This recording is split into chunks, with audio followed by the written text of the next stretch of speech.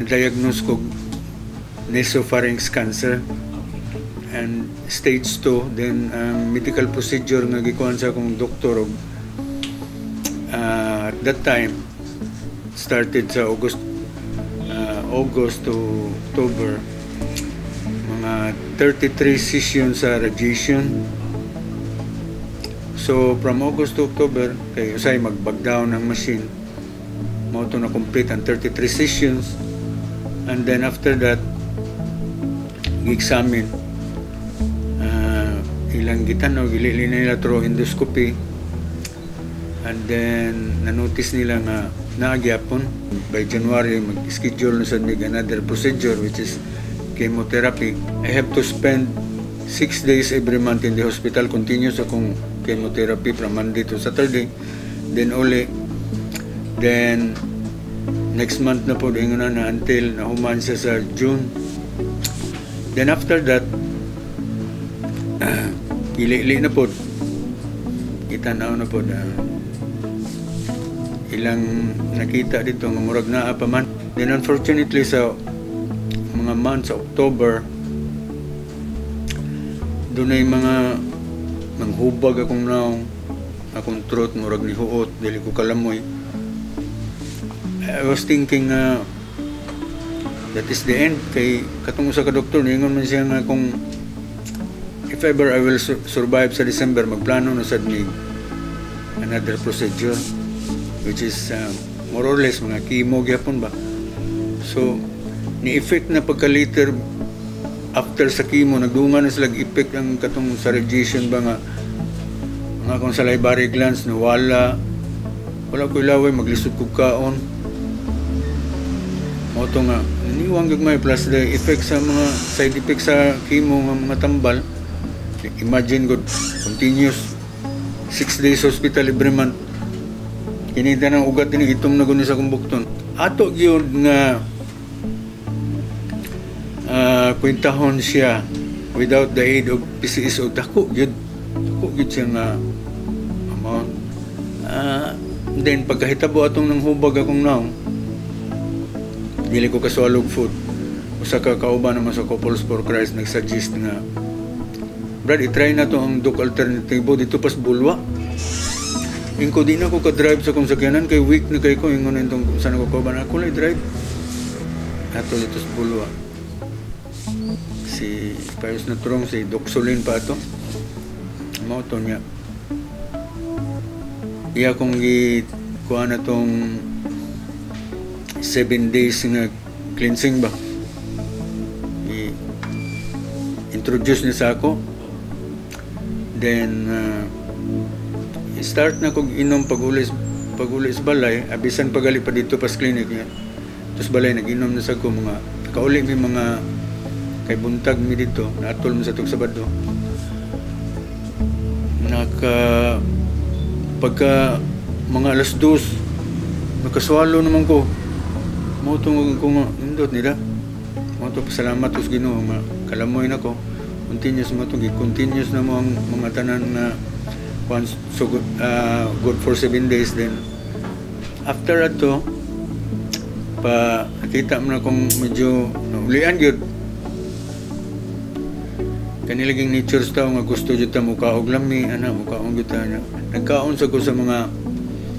kanang gibawal ni Doc ba. Then in 2012 ay gikan sa 2009, 2010, 2011 may raman 2012 na-notice na ko nga ang iyang discharges sa akong ilong, ang iyang murag sipo nag-ana mo kasmele ba baho kay nag-alarma ko kung pasig mauna na epekto sa pagpabaya ka ng pagkaon ako sa mga bawal ba.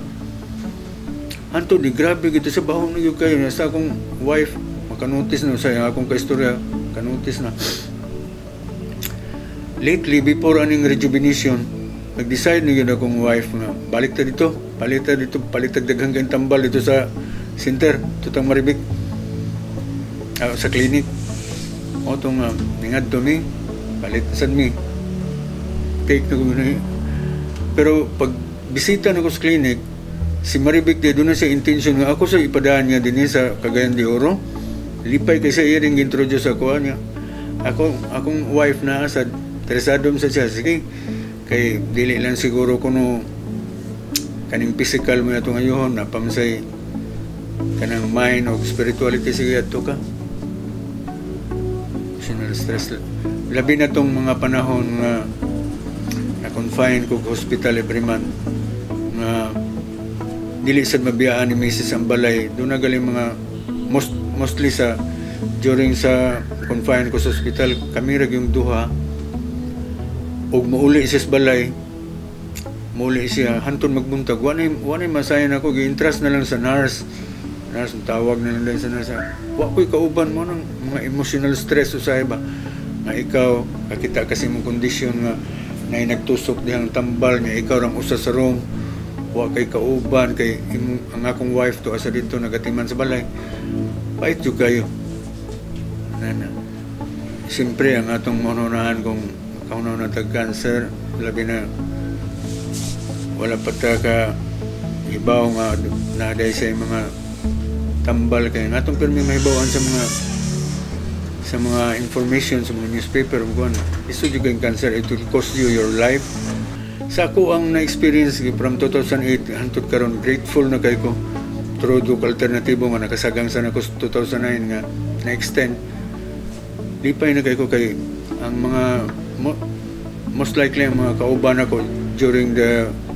medical procedure katong mga nag-undergo for graduation of chemotherapy, sige sila balik-balik sa hospital, most of them wala na niya. Ako I'm very thankful nga although niagi ko na itong mga medical procedure, pero niagi sa gusto itong alternatibo, siguro I'm sure mausanay nakapa-strengthen ako nga up to this very moment na ako fighting, standing, still kicking, still enjoying life. Wa ko kay ba ang doktor alternatibo na nasa Cagayan atong 2007. In fact, sa akong sulti nimo kaganina nga katunang after prayover sa akong mga dito lang ko nakahibaw after na sa prayover sa akong mga brothers and sisters sa Couples for Christ nga naa di alternative medicine somewhere dito sa Bulwa. So before that, siguro kung dunay mga information po nga nagkahibaw kung nga dunay dok alternatibo, dunay mga tao nga nahil I mean to say ka na siguro hindi ko magduha-duha adto kay gawas nga less atong gasto, murag less po ang risk kay pa biya ka sa chemotherapy, risky biya kayo. Hindi mong galing akong effect ron sa radiation ako. Do you know? Kanilang front nga mga ngipon imong makita. Actually, ang akong mga dietanan, mas mo favor kog soft o kanang dunay sabaw kay ang tanan ako mga ngipon sa ilang guba sa radiation kay dinhi man naman dinhi ang katong dili makita nga beam kanilang gatawag og laser. Although makita gini mong effect kay nasunog niya kung naong ito man ni matagak pang buhok na ko diri. Usog jud kay siya. Ilalang gyud gimayo pag adjust nga dito gyud makapaingon sa kuan kay og mo maigo ang brain patay ko kay beam ba to kani siya sunog ni siya ang dagway nga mao na nga sa imong pangutana nga if kung nakahibaw pa lang kung ni diretso pa lang unta ko sa dok alternative tinuod gyud diretso gyud ko sa dok alternatibo kung nakahibaw ko way back sa dili man 2007 man sila dito niya 2008 man ko na diagnose nakahibaw. So adto gid siguro ko sa dok alternatibo mo prepare kay akong asawa mas kampante man sad siya sa kuan yung naning alternative medicine niya. Nakita sa ginamong duha ang mga testimonies before katong mga kuan, although bago pang dok alternatibo ato dito sa Bulwa, daghan jud kay nangalipay pod nga mo testimony manas tubangan nga ay cancer na dili cancer nga nangahil gid na diabetes na mga kuan nga karon di ako dinhi na experience yun ako nga sa kadaghan mga medication nga gimbombard, mga juice, mga kung unsa-unsang mga pagkaon nga gikuan sa kuan nagid siya kausaban nag-epekto. Although nag-flow gyapon siya, pero karon gali ni akong gitistingan nitong simot sa gawas akong ang iyang discharges wala ni baho. Then before ko nagani sa inigpanikman ako na mo gawas nga murag bloody diri speakers ba nga lungag, karon wala man. So pasalamat kay ko sa dok alternatibo nga tinuod gid makaayo gid siya. Ang akong expectation number 1 ang kuan gid kanang kay aswat Maribek dito nagi-promise ako daghan jud kayong tambal. Number 1 ang akong concern kaning yung akong discharges. Ako expectation maayo gini siya. Then when it comes to mind and spirituality mao sa ginaya kong tuyo kay ni grabe ang ako sa pagka negative nga tao tungod sa pagkasakit nako murag ang tanan hunahuna ang tanan na sa kong bisag usa ko ka spiritual leader murag negative na gid pirmi ba kay kuan man kanang naapektuhan lagi dako kay epekto ang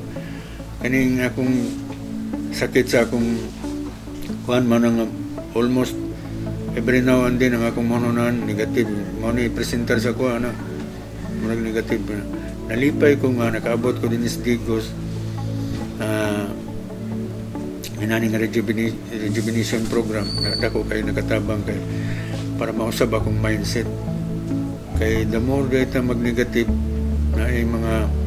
negative reactions sa atong mga cells po mga negative cells na nga ma-develop which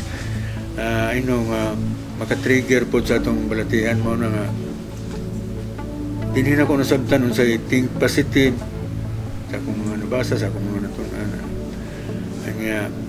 to be happy and joyful always kanang bitong manawag ko sa akong asawa nga siya kinahanglan dako ra ba tag-invest na imong 7 days program kinahanglan iniguli makita gid ako dili na ta magsigiglali sa dili na ka negative ko yes my dear usab na klaro na kayo kay daghan na nakatunan diri sa Digos ana mo na sige niya kuan ako dili kay sa concern sa katong discharges pero katong sa emotional nako ba ug sa kuan mga inana at least every time kanang mag-istorya mi sa cellphone kanang every meal after meal makuha mo na tong cellphone dito hasta siya murag expectant na kay siya nga makauli ko para makita gid niya kung say kuan gid changes gid mao gid tako gyud kayo gikatabang na ko ning atong 7 days rejuvenation program na usab gyud akong pananaw ang akong pananaw sa kinabuhi pananaw na ko sa mga sa una wala pa ko gidad dinhi labi na tong nagsugod ni 6 mili ba niya tungod lagi sa negative na tugunon na magingon ako nga this is it sign na ni siya nga dito nagyo ko padulong kay baho naman yung discharges so ito na sa ilaw man pero kung mag-una di kag negative grabe kung dinhi ako natunan nga bisag doon na kay na-obserbaran pareharon adto dili ka mag-una nag negative mo una-unaon nga doon ay solusyon kasi in every problem doon ay solusyon so tako gyud kayo na kung kalipay gyud at least naman kung na-experience dili sayang akong investment sa pag-join sa 7 days rejuvenation program. Akong i-assure ninyo pagbalik na ko sa Cagayan daghan jud kog makumbinsiya nila binasa mong grupo sa Couples for Christ nasa mga sakiton pinaagi na ko sangyaw ko dito sa mga lugar sa Cagayan nga mausab na kong mindset at tao nga labi na karong mga panahon na taking o synthetic drugs o kaning mga medical procedure dili gini guarantee nga makaayo na to super okay kayong mga staff ang mga estudyante nga nagatiman na mo I don't know ako dali ra sa kumaanoy dali ra ko mahasulan pero sa ila tingang mga ngiti ba sa ilang mga the way nga murag kinasing-kasing kay ilang pag-serve ilang pagatiman sa imo bisag murag madisturbo ko, pero malipay mo ko, dili ko makakuan ba, dili ko makaingon nila, dili ko makareact nila, okay rin kayo kay tungod kay sila, pagsulod pa lang nila sa pultahan, malipayo na kay sila magatubang na ako, manang bisag unsaon wa jud ko ikasulti, super gyud ang pagatiman gyud. For me kining paganhin ako sa Digos, this is victory for me. God guided us kaming duha sa akong asawa nga nag-decide me one afternoon nga ubalik dito sa clinic.